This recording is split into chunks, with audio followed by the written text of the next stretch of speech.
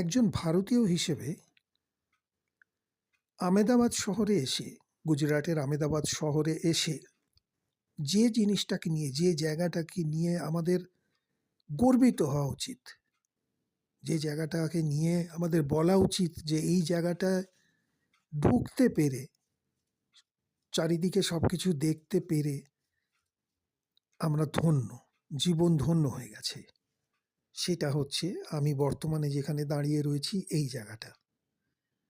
আমি এখন দাঁড়িয়ে রয়েছি সাবরমতী নদীর ঠিক পাশেই তৈরি হওয়া সাবরমতী আশ্রম, যাকে আমরা গান্ধী আশ্রমও বলে থাকি।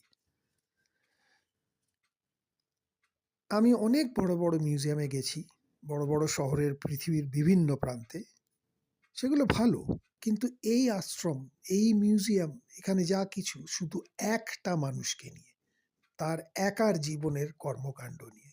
আমরা সত্যিই ধন্য।